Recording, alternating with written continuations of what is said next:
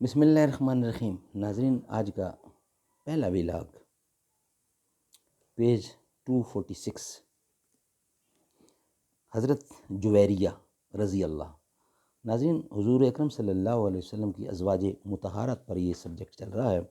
اردو زبان میں سرور عالم صلی اللہ علیہ وسلم کی سیرت پر جامع ترین کتاب سیرت النبی صلی اللہ علیہ وآلہ وسلم، علامہ شبلی نعمانی رحمۃ اللہ، علامہ سید سلمان ندوی رحمۃ اللہ، جلد 2۔ بسم اللہ الرحمن الرحیم، الحمد للہ رب العالمین والصلاة والسلام علی رسولہ محمد وعلی آلہ واصحابہ اجمعین۔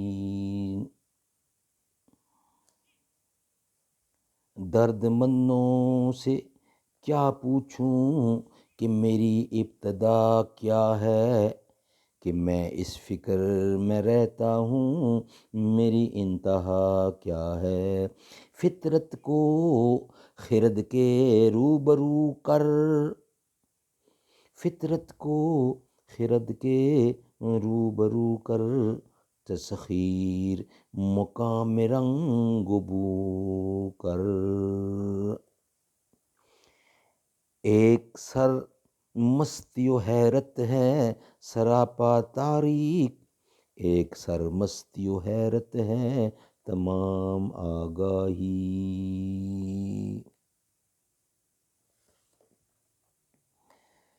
حضرت جویریہ رضی اللہ حارث بن زرار کی بیٹی تھیں، جو قبیلہ بنی مستلق کا سردار تھا۔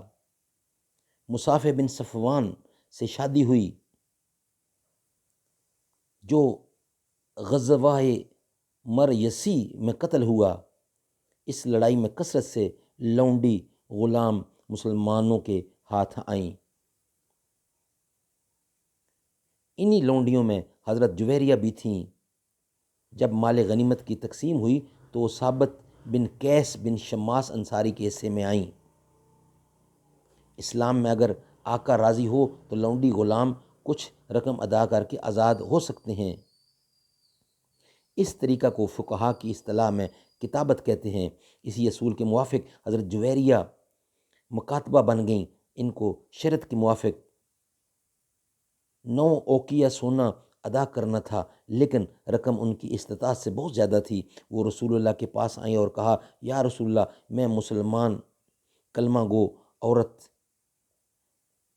اور جویریہ حارث کی بیٹی ہوں، اور جویریہ حارث کی بیٹی ہوں جو اپنی قوم کا سردار ہے۔ مجھ پر جو مصیبتیں آئیں وہ آپ سے مخفی نہیں۔ میں ثابت بن قیس کے حصے میں آئی اور 9 اوقیہ سونے پر ان سے عہد کتابت کیا۔ یہ رقم میرے امکان میں نہ تھی، لیکن میں نے آپ کے بھروسے پر اس کو منظور کر لیا اور اب آپ سے اس کا سوال کرنے کے لیے آئی ہوں۔ آپ نے فرمایا، تو کیا تم کو اس سے بہتر چیز کی خواہش نہیں؟ انہوں نے کہا، وہ کیا چیز ہے؟ آپ نے فرمایا، میں یہ رقم ادا کر دیتا ہوں اور تم سے نکاح کر لیتا ہوں۔ وہ راضی ہو گئیں۔ آپ نے ثابت قیس کو بلایا، وہ بھی راضی ہو گئے۔ آپ نے رقم ادا کی اور ان کو آزاد کر کے نکاح کر لیا۔ یہ چرچا پھیلا تو لوگوں نے قبیلہ بن مستلق کی تمام لونڈی غلام کو اس بنا پر آزاد کر دیا کہ حضرت صلی اللہ علیہ وسلم نے ان لوگوں سے رشتہ مصاہرت قائم کر لیا۔ آزاد شدہ غلاموں کی تعداد ایک روایت میں 700 بتائی گئی ہے۔ حضرت عائشہ کہتی ہیں کہ جویریہ کی برکت سے سینکڑوں گھرانے آزاد کر دیے گئے۔ بعض روایتوں میں ہے کہ حضرت صلی اللہ علیہ وسلم سے خود حضرت جویریہ نے یہ خواہش ظاہر کی تھی اور آپ نے تمام قیدیوں کو ان پر ہبہ کر دیا تھا۔ حضرت جویریہ نے سن 50 ہجری میں وفات پائی اور جنت البقیع میں دفن ہوئی۔ اس وقت ان کا سن 65 برس کا تھا۔ سبحان اللہ، سبحان اللہ۔ ناظرین، یہ تھا پہلا ویلاگ۔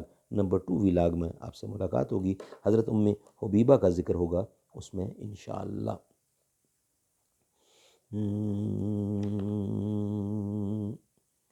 میری